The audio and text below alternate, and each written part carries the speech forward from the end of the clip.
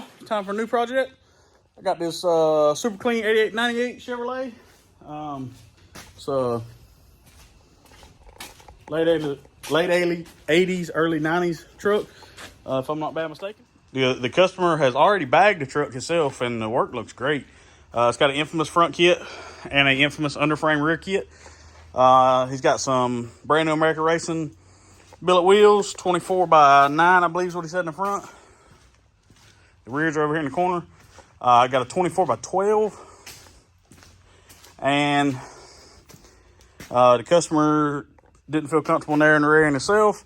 So told him I could handle that, no problem. He dropped it off last Friday afternoon.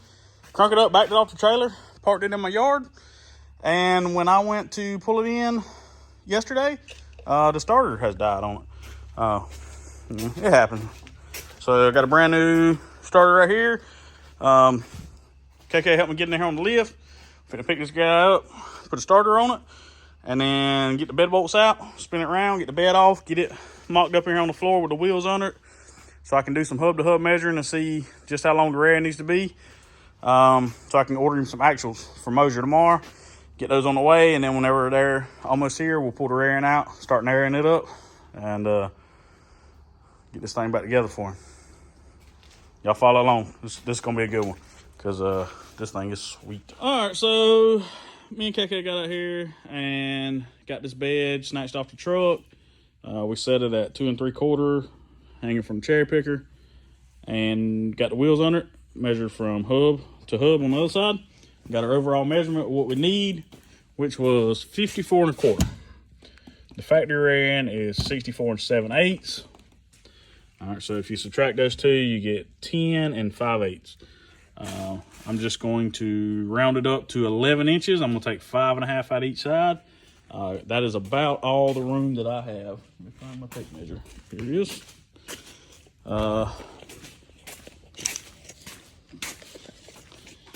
If you look right here, from the back of that brake, well, it ain't gonna focus, to the head of that bolt is about 5 5/8. So I would have about 1/8 of an inch on the drum. But he has a Lil Shop disc brake kit in here for it. Not really sure if it's farther back or farther out. Not real positive on that. I need to mock it up before I go any farther, but I don't have time at the moment. So,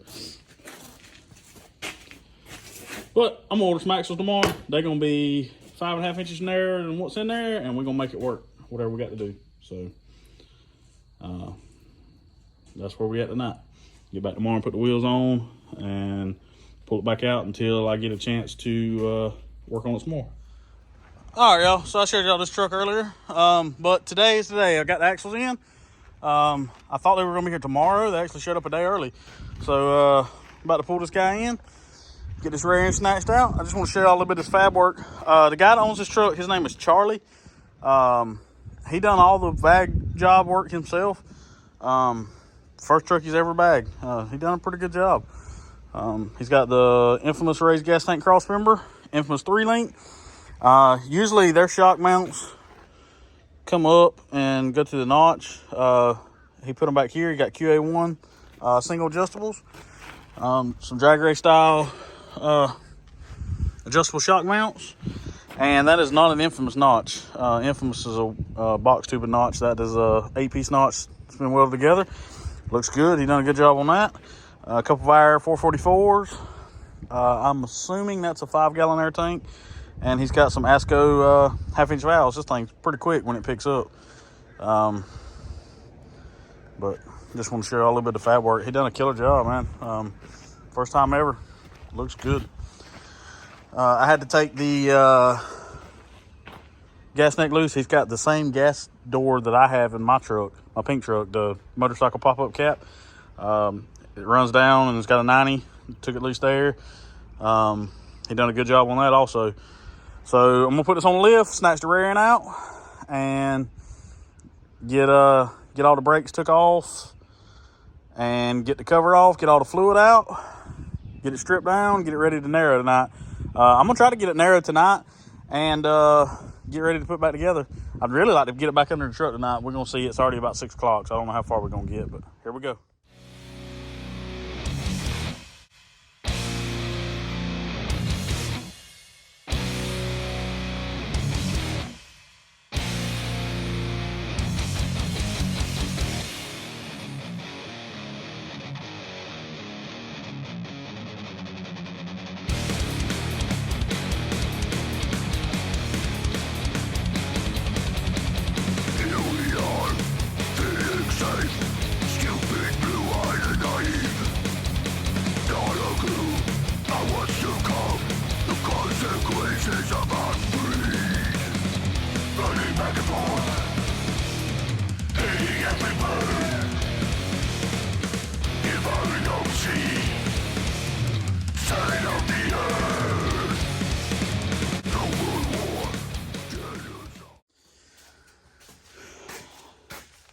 $15 minutes in, and I look like I've been laying on the dirt all day. KK even got dirty. Not only did she get dirty, she got her lower class fab Dickies jacket dirty. You know, the really nice one that she wasn't supposed to get dirty. It's okay though. She does laundry at the house, so she can wash it. And the turd helped a little bit, but all right. I'm about to pull this cover off, get these brakes off, get this thing stripped down, figure out where we're gonna take our 11 inches out, and start chopping.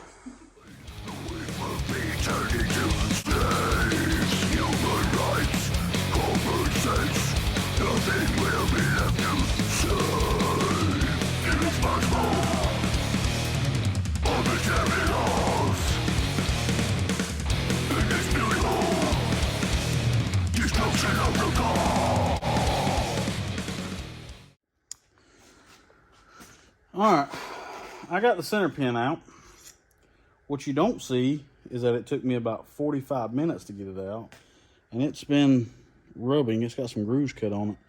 I'm not sure why or what's causing that, but that was a pre-existing issue. And it's got some kind of aftermarket locker in it.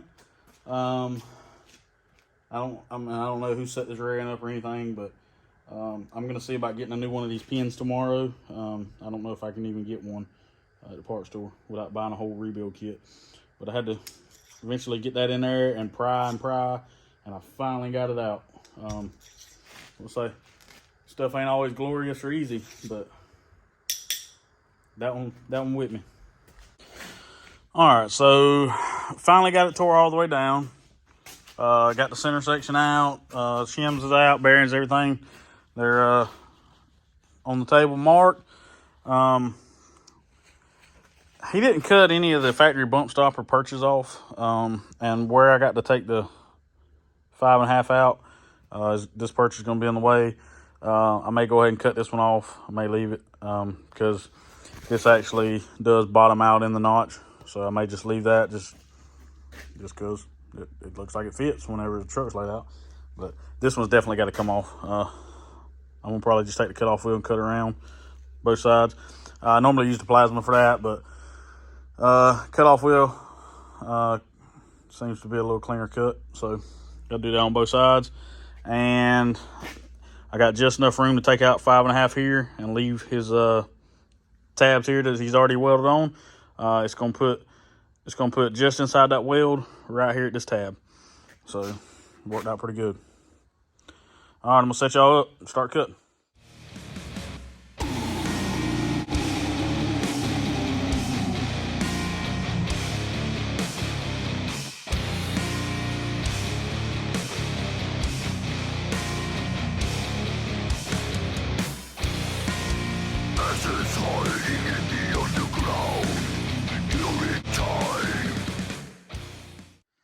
All right, so I cut that factory perch off. I didn't grind all this off because it's getting cut out anyway, but I did grind this side so I have me a nice place to lay my tape.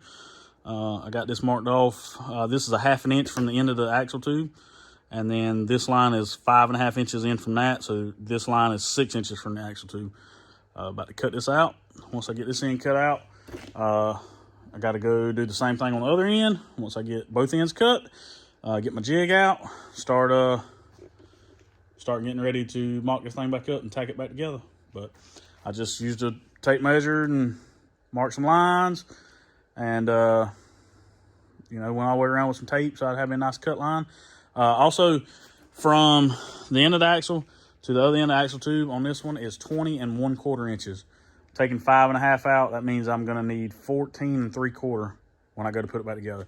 So from here to where the axle meets the center section, it should be 14 3/4 when I get it cut and mocked back up before I start welding anything.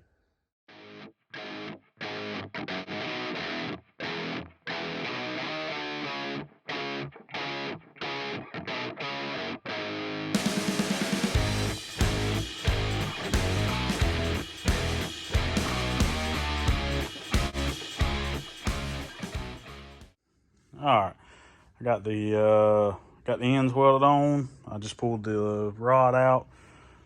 Got end hooks are still in there and the centers are still in.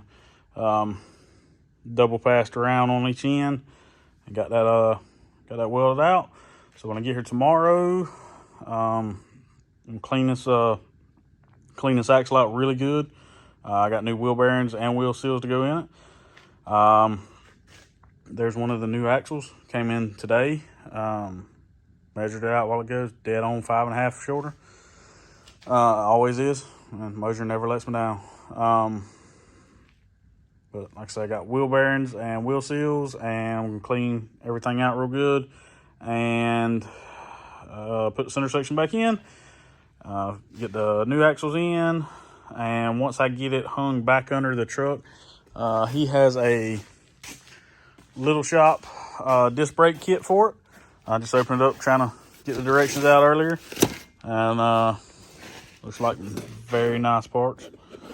This will be the first one of these I've ever put on, so I might be a little slow at it, but I'm gonna get it figured out. And very, very nice kit, man. And there's your info if you are interested in ordering one of these. All right, so next day, got this thing welded out last night. Got to do a little spray paint and clean the housing out really, really good. Me and the kiddo just went bogging on the 4-wheeler, and if you can tell by my shoes, we got stuck. So when you used to ride a buggy with 42s and you get on a stock Honda 300 2-wheel drive, down a hill, you gotta reevaluate where you can drive.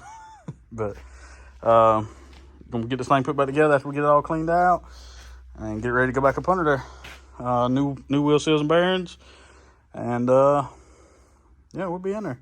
I ain't gonna film all that. I've showed it to you before. This ain't really a how-to video, so I'll be back in just a minute. We'll have it all reassembled. The magic of camera will be done in just a second.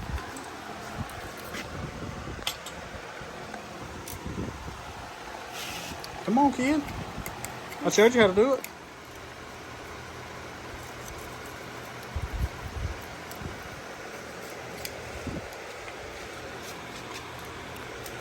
Look what a mess this makes on the floor. Golly. Yeah, I swept this right before I started. Oh. All right, so we got the new axles in from Moser. I checked them last night. They are 5 1/2 inches narrower, just like they're supposed to be. Got the rear end put back together enough to get ready for the axles, and that mics out to 1.18 on the axle shaft, or where the splines are. This one is 1.27. All right, the end right here mics out 1.13. This one's 1.06. That is the first set of axles up here. That is the first set of axles that I've ever got from Moser that did not fit perfect straight out the box, and I don't know why. When I called them, they told me that they had the specs on this factory rear end. So I just told them I needed a factory axle 5 1/2 inches shorter. The bearing size out there is perfect. Lug nuts, everything's perfect. Length's perfect.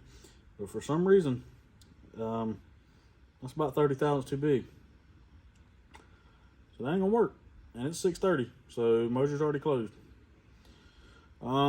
And I really need this truck out of my way. So I'm probably going to stick the stock axle shaft back in and leave the brakes off and I should be able to roll it enough to get it out of the way, hopefully. So that's what you'll see next, unfortunately. All right, so I went to eat with the family, took a little breather. I was kind of frustrated. I was really needing this truck out of here tomorrow or Thursday, but it didn't work out. All right, so here's what I found out.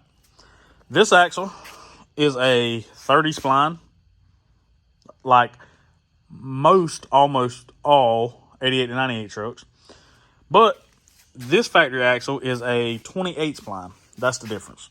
The length is right. The length's dead on. The bearing size down here is perfect. But it's the spline count that's different. This truck is an 88. So Matt told me that some of the early trucks, 88, 89, maybe 90, some of them had 28 splines. Some of them had 30s. I'm assuming it's... I've run into this problem with these trucks when I order drop spindles. If they have the 1-inch brakes, it takes one spindle. If it has an 1 1/4 brakes, it takes a different spindle, just like a square body Chevrolet. But in 91 up, they changed it to where they all have the big brakes. And I am assuming that this was a small brake truck and it has a small axles. I don't know that for 100%, but that's what I was kind of told. And I do know that that's the case with the front because I have run into that problem more times than I care to mention. But this is the first time that I've run into it with the axles. So I just talked to Charlie. He's going to see about just ordering a 30 spline carrier.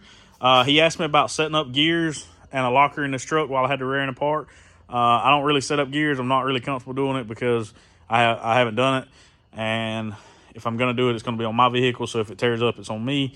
But in this case, to use those axles, we're going to have to put a 30 spline carrier in it, which, I mean, in my opinion, is an upgrade because that axle is far bigger than that axle, the shaft.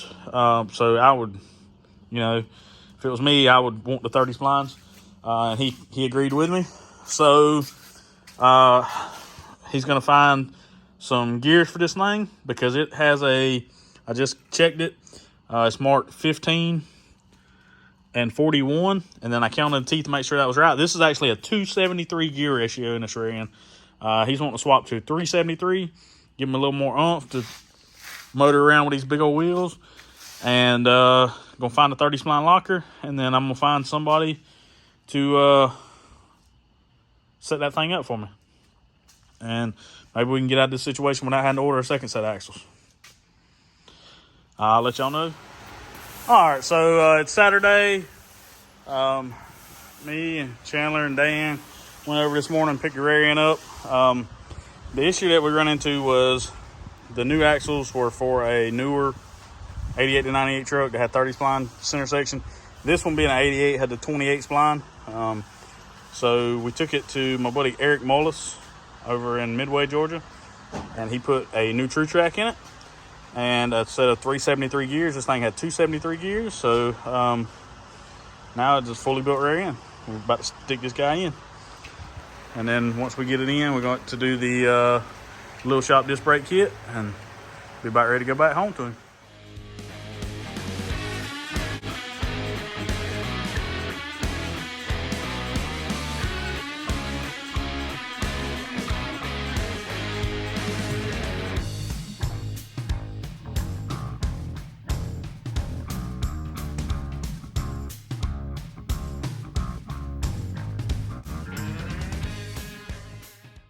All right, so I'm gonna update y'all a little bit right here. This is the brake line that comes with the Lil Shop kit.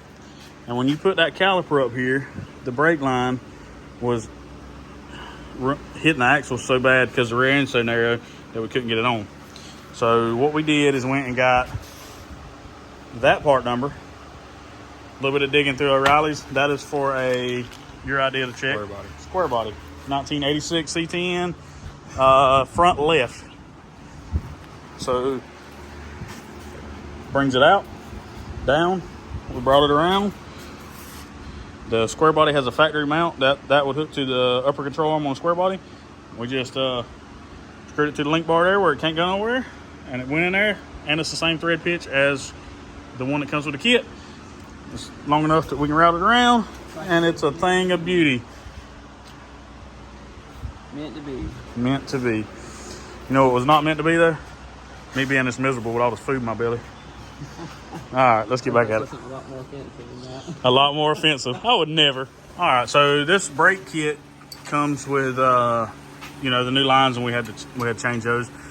But you can take the factory brake line and bend it and hook it up to the new brake line, the rubber brake line, if you choose to.